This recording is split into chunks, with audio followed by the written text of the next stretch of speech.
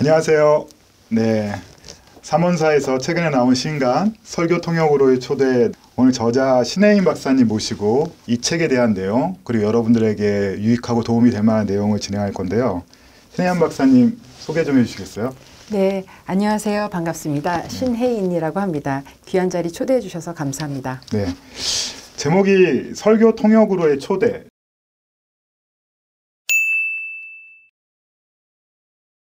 이렇게 초대가 있어서 그런지 책 표지가 굉장히 어떤 멋진 어떤 시간의 초대장 같은 그런 모습이에요. 이 책 딱 저자로서 받아보시고 소감은 어떠신지?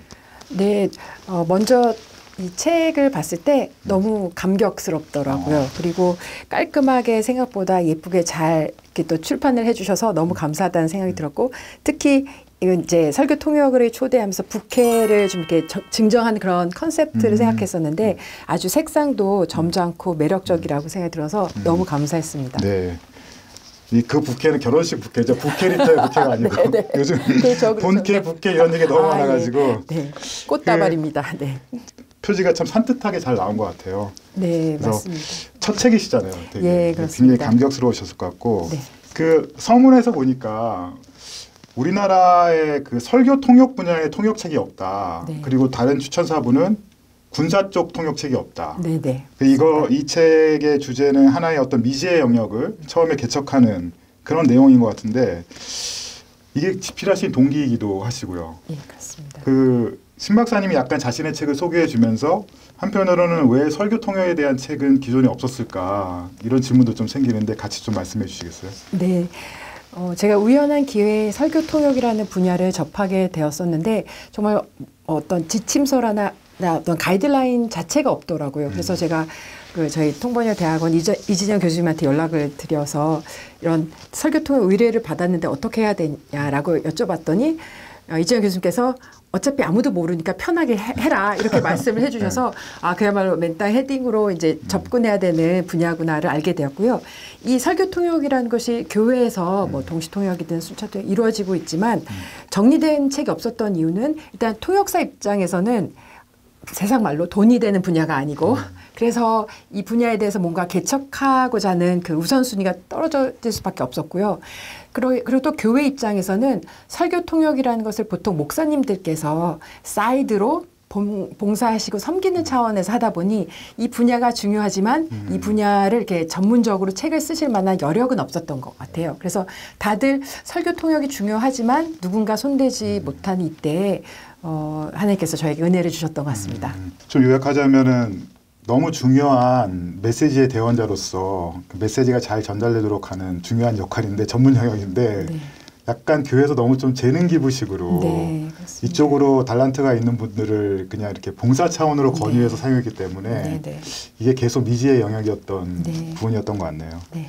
네, 사실 그 부분 때문에도 제가 책을 썼는데요. 설교 통역사들이 좀 이제 제대로 좀 이렇게 어떤 방향성을 갖고 좀 이렇게 준비했으면 좋겠다라는 부분도 있었지만 또 한편으로는 이제 교회에서 설교 통역에 대한 좀 인식이 너무 낮고 또 미숙한 부분도 있고 너무 쉽게 영어만 잘하고 신앙만 있으면 되는 거 아니냐라고 했을 때 그렇지 않다는 것을 좀 제가 알려드리고 싶은 어떻게 보면 교회도 좀 약간 이 분야를 소개하고 싶은 마음이 있었습니다. 네. 네. 실제로 설교 통역하실 때는 그 좀 평신도 중에서도 이렇게 자원해서 하시는 분들이 많이 계신가요?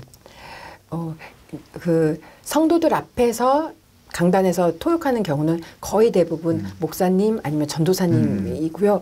아직 보수적인 교회에서는 평신도가 강단에 올라서서 선포한다는 것을 굉장히 좀 마음을 불편해하시거나 별로 좋아하지 않는 경우가 있습니다. 그래서 저 같은 경우에도 하게 되더라도 예배가 아니라 무슨 세미나 통역 그저 뭐 그런 식이었던 것 같고요. 아니면 공예배가 아닌 기독교인들의 모임에서는 통역을 했고요. 보통의 일반적으로는 이제 성도들은 동시 통역을 하게 되죠. 보이지 않는 곳에서 외국인들을 위한 소수 그 청중을 위한 통역 봉사를 많이 하게 되는 것을 그렇죠. 봅니다. 네. 눈에는 보이지 않지만 좀 특별한 장소에서. 네. 그렇군요. 어쨌든 이 책 이야기를 좀 돌아와서요. 집필하시면서 좀 어려웠던 점, 그리고 또 한편으로는 출간 후에 기대하셨던 어떤 소망들, 모습들이 있었을 것 같아요. 네, 가장 어려웠던 부분은 목차를 어떻게 잡을지.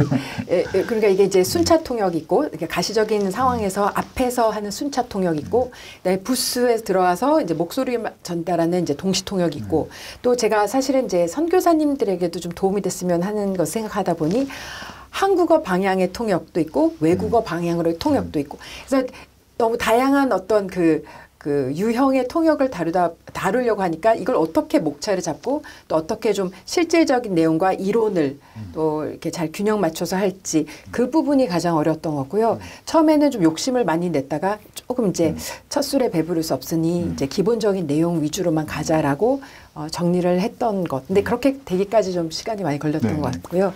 책이 나오고 나니까 저는 네, 선교사님들도 또 교회에서 다양한 형태로 설교 통하신 분들에게 그나마 조금 확인시켜드리는 그리고 본인들의 그 방법에 대해서 좀 조정할 수 있는 부분도 조정해 나가는 그런 효과가 있다면 참 좋을 것 같습니다. 네. 네. 그 제목에 설교 통역이라는 말이 키워드로 들어가지만 네. 사실 내용은 영문학 학생들이 다 봐도 될 만큼 네. 일반적으로 그렇죠. 네, 네. 또 타종교면서도 네. 이 통역에 관심 있는 사람이 봐도 상관없을 만큼 네, 네. 굳이 이제 기독교 책이라고 또는 설교 관련 책이라고 하지 않아도 될 만한 풍성한 내용이 담겨 있는 것 같아요. 네. 그래서 그런 부분으로도 잘 전달됐으면 전국에 계신 영문학 학생들 여러분 꼭 필독서로 이 책을 읽으셨으면 좋겠습니다. 책에서 김장한 목사님 얘기가 좀 많이 나와요. 네. 그러니까 아시는 분은 다 아시겠지만 시간이 좀 오래돼서 네. 1973년도에 여의도에서 있었죠. 빌리 그레함 목사님이 한국 전도대회 때 네. 김장한 목사님이 통역하셨는데 저도 이제 박사님 이 책 작업을 하면서 그 영상을 봤거든요. 네.